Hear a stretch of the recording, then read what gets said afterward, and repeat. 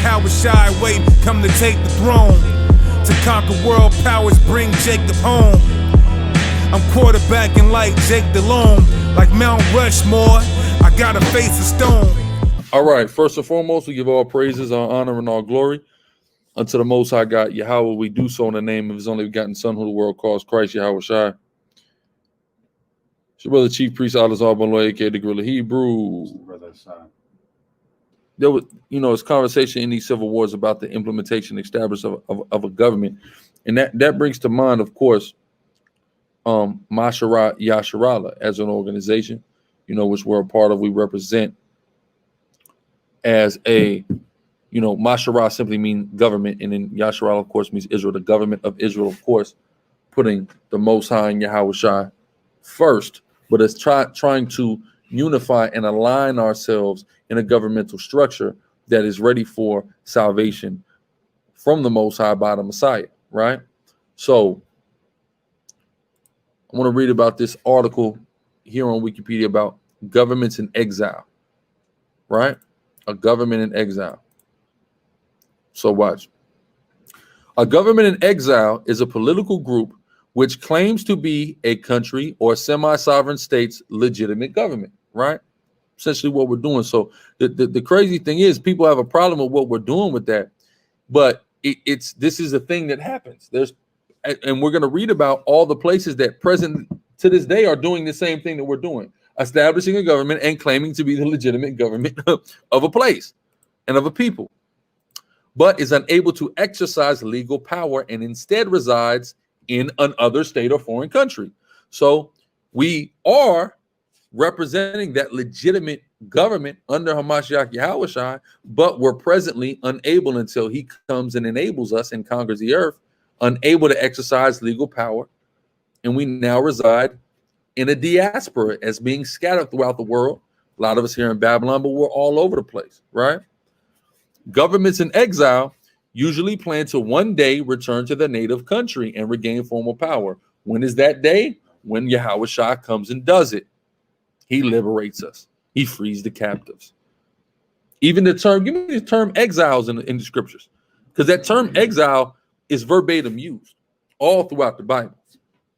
Well, hit that. Okay, Deuteronomy 28:36. The Lord will exile you. And you say he gonna what? Exile you. He gonna exile us. This is Deuteronomy 28. In what translation? The New Living Translation say he gonna exile us. So us being a government and functioning as a government in exile is actually a part of the prophecy that we would have to do this. So Israel should not be functioning as a state presently like it is. The real Israel is going to be functioning in exile. Go ahead.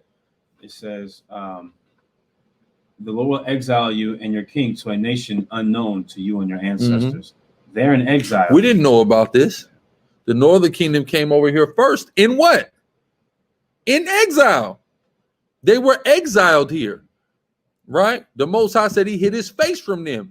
He exiled them first to Assyria, then here. Why didn't they leave Assyria and say, we're going back home? Nah, they took their ass over here. That was an exile.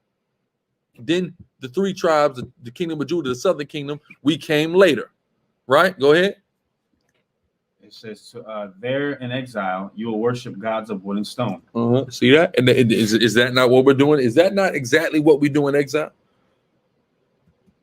But now we're lifting ourselves up and we're trying to become, through the spirit and power of Yahweh Ba'ashem Yahushai, a government in exile. And these people hate it. Why? Simply because they want to stay in exile. Just like the murmurers of old, they are comfortable in Egypt. Egypt is what they want. They want the fish and the garlic and the leeks that Pharaoh provided for them over freedom and liberation in their own kingdom, and to be Israel and to have their king Hamashiach Yahushua, their own brother, reign over them in a place where the laws of the Most High God are standard. They don't want that. They rather Egypt. They want to stay in exile. So they hate the brothers that fight for liberation out of exile. They hate for the government in exile that's been established in hopes of returning through the hand of Hamashiach Yahushua back to our true power. We want to be a part of those that live and reign with Hamashiach for that millennium, right? Is that not written? that 144,000 shall live and reign with Yahweh Shai 1,000 years. We want to be a part of that. We're hoping to be laying the building blocks for that off of the foundation, who is Hamashiach Yahweh Shai. Right? That's what the government of Israel, the Masharah Yasharahla, is all about. Period. Shalom, more dog, you go. Point blank. That's what we're about. You can hate it in the eloquent words of my esteemed and beloved elder, Mathathwa. Go cry. That's right. Go ahead. Jeremiah 46 and 27 in NLT. I didn't know you could do that. I could have just done this. Do not be, it says, this is Jeremiah 46 and 27 in the New Living Translation. But do not be afraid, Jacob, my servant. Do not be dismayed, Israel. For I will bring you home again from distant lands, and your children will return from their exile. From their what? Exile. From their exile. So we have hope in that prophecy there in Jeremiah that we will return from that exile by the hand of Hamashiach Yahweh Shai, who Yahweh will send. In the interim, we function as a government in exile. Just what it is. Right? Go ahead. No, I wish I had known that. This is super cool. Powerful, right? I'm going to keep going in this. Governments in exile usually plan to one day return to their native country and regain formal power. A government in exile differs from a rump state in the sense that a rump state controls at least part of its former territory. For example, during World War I, I'm going to get into that. Exile governments tend to occur during wartime occupation, right? And that's what's going on. Ask the Palestinians if there's not a wartime occupation going on right now. During wartime occupation or in the aftermath of a civil war, revolution, or military coup. From the time of the first Jewish-Roman wars, we've been in exile. Period. Right? For example, during the German expansion in World War II, some European governments sought refuge in the United Kingdom rather than face destruction at the hands of Nazi Germany. On the other hand, the provisional government of Free India sought to use support from invading Japanese to gain control of a country from what it viewed as British occupier. A government in exile may also form from widespread belief in the illegitimacy of a ruling government. Do we not have amongst the people who are Hebrew Israelites, do we not have a widespread belief that the present government that rules over our land is illegitimate? Yes, we do. So this has led us to form a government in exile, which is called the Masharah Yasharahla. Due to the outbreak of the Syrian civil war in 2011, for instance, the National Coalition of Syrian Revolutionary and Opposition Forces, you know, the ones that the Americans in the West helps, was formed by groups whose members sought to end the rule of the ruling Ba'ath party. So right now, the people that America and its cohorts assist are a government in exile that has no legitimate power in Syria, but thinks the current government is illegitimate, so they feel like they can form their own government, and they're backed. But we're nuts. Salaki, go ahead. Well, remember we were doing research on the Assyrians, who the ethnic Assyrians are. There's that group of people who are claiming that they're the Assyrians. Then you have the whole thing of Assyrian continuity, because there's just like there's disputation on who the Israelites are, there's disputation on who the real Assyrians are that we read about in the Bible, right? Moving on, the effectiveness of a government in exile depends primarily on the amount of support it receives. But there's all talk of civil war and who set up this government and what the hell with the, and you see what I'm saying? But oftentimes we get caught up in focusing on the negativity, and truth be told, there is immense support for the Masharah Yasharahla. And all praise to Yahweh Bashem Yahweh Shah for it. Immense support. And we praise the Most High for it through his spirit by Hashem Yahweh Shah, enabling us to be able to do the mighty and amazing and tremendous things that we've been able to do. And the support that we've been able to get from our people who we're here to serve as a government exile. Some exile governments come to develop into a formidable force, posing a serious challenge to the incumbent regime of the country, while others are maintained chiefly as a symbolic gesture, right? The phenomenon of a government in exile predates the formal utilization of the term. In periods of monarchical government, exiled monarchs or dynasties sometimes set up exile courts, as the House of Stuart did when driven from their throne by none other than, of course, Oliver Cromwell, right? The one who went and got black nobility up out of power. You see what I'm saying?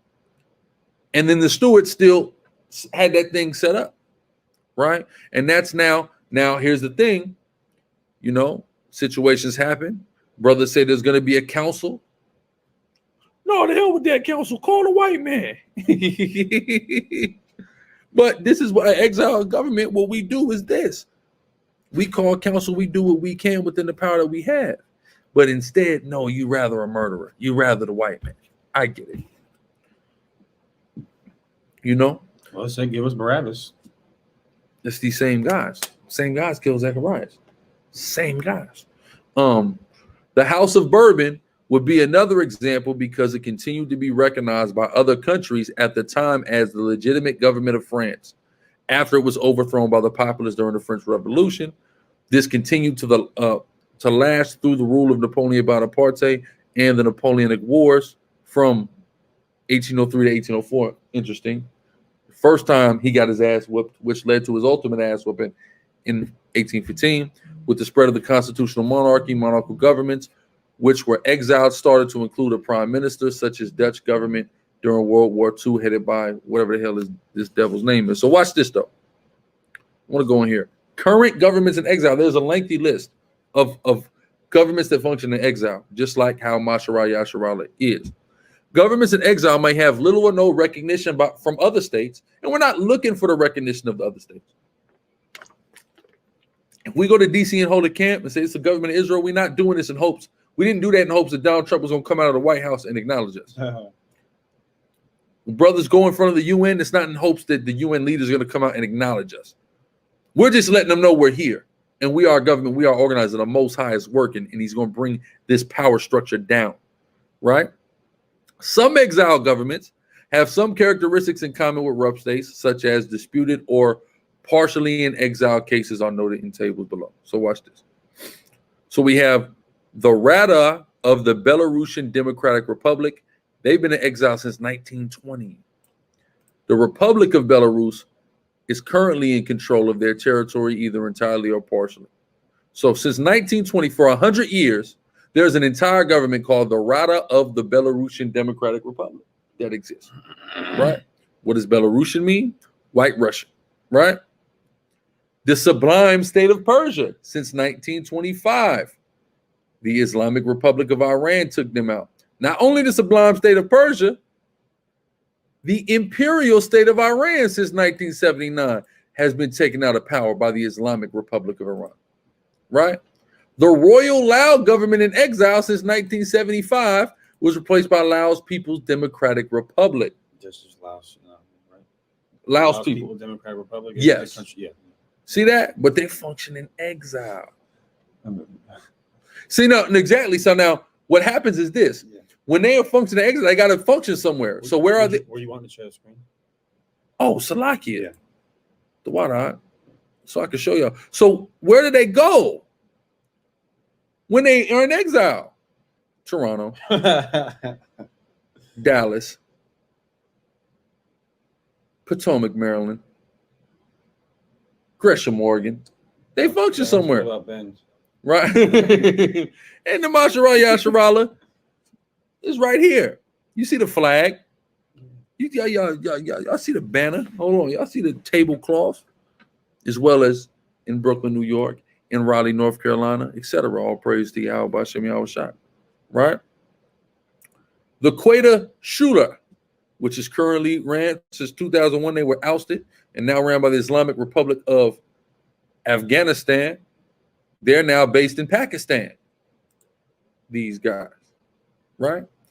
The government of the Republic of Yemen, replaced by the Republic of Yemen Supreme Political Council in 2015. They're now based where? In Saudi Arabia. All right. So this is not anything new or out of the ordinary. We've got, again, this is current. We currently have, for the last 100 years, multiple governments in exile functioning. They need to go ahead and just put Masharah, Yasharahla right on the list. We've been out longer than the goddamn government of the Republic of Yemen. 2000. See what I'm saying? Really, we 2000, we since 70 AD. Salakia, Jean Kelly, Yabashim Yashabakata, Tawara, Mesifwe. All right, good to see you, brother.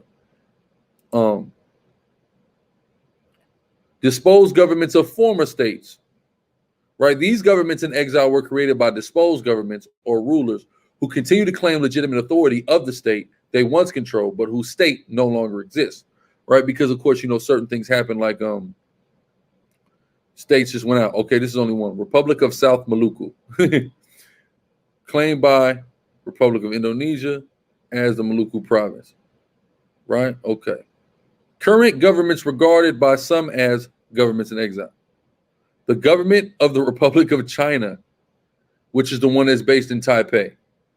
The current Taipei-based Republic of China government does not regard itself as a government in exile, but is claimed to be such by some participants in the debate of the political status of Taiwan. See that? The government of the Republic of China, because the actual government of China is the People's Republic of China, I believe. Israel, times near. Yahbashim Yashah Barakatah for both of your donations, my brother. Right?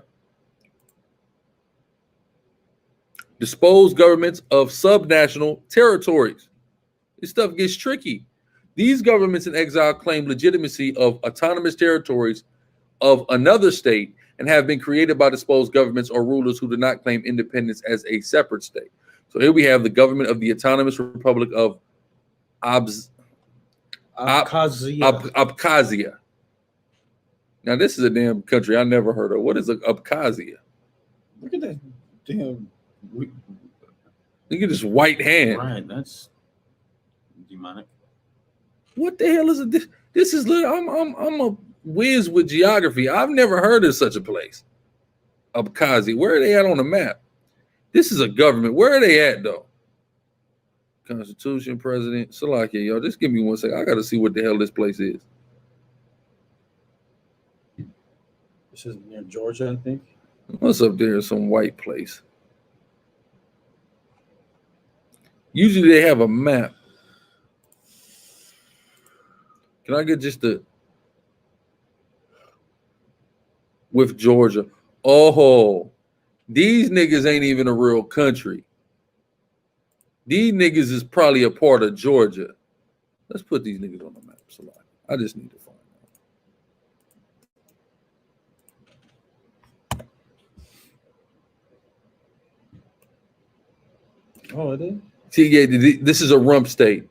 Abkhazia is a de facto state in the South Caucasus, recognized by most countries as a part of Georgia. So they're not even considered. That's why I don't know about these niggas. Who recognizes Abkhazia? Russia, Syria, Nicaragua, Venezuela. Okay.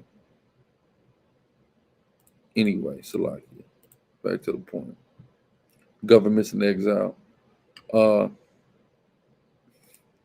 Azerbaijani community of Nagorno-Karabakh.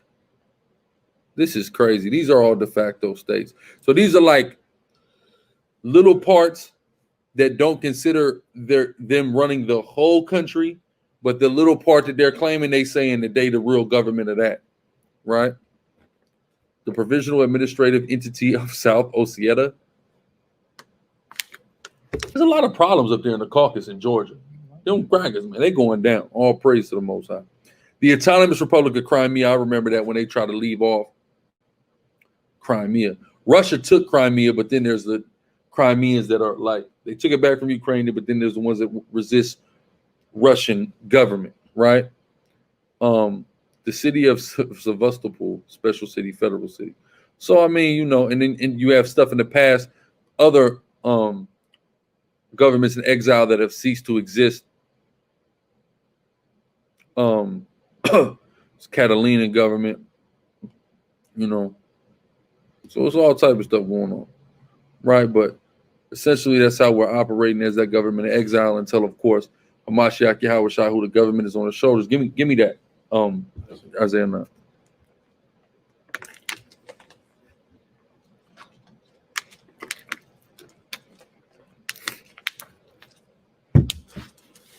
This is Isaiah chapter 9, the 6th verse. It says, "For unto us a child is born, unto us a son is given, Read on. and the government shall be upon his shoulder." And the what? The government shall be upon his shoulder. The government shall be upon his shoulders.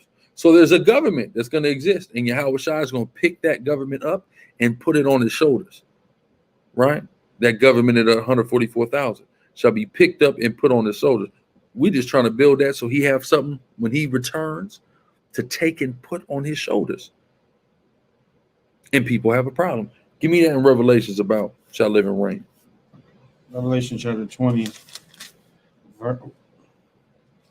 verse 7. It says, or sorry, not verse 7, verse 6. "Blessed and holy is he that hath part in the first resurrection. In such the second death hath no power. But they shall be priests of God and of Christ, and shall reign with him 1,000 years." That's the 144. 12,000 each tribe, that ruling class of Israel. We're gonna live. That's who we striving to be. It's to live and reign with a Mashiach Yahweh Shai for that 1,000 years. We trying to build them bricks now, so he got something to put on his shoulders, man. All right, go ahead. This is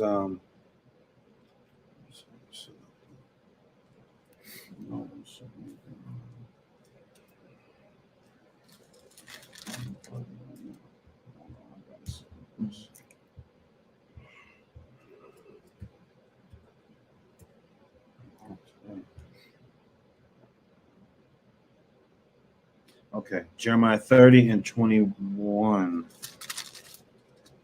It says, I'm sorry, it's Jeremiah 30 and 20. "Their children also shall be as aforetime, and their congregation shall be established before me, and I will punish all that oppress them.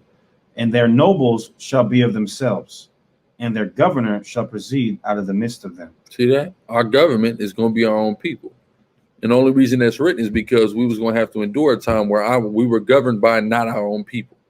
And that's the state and the position that we in now. We're governed by people that is outside of us, right? SICARRII.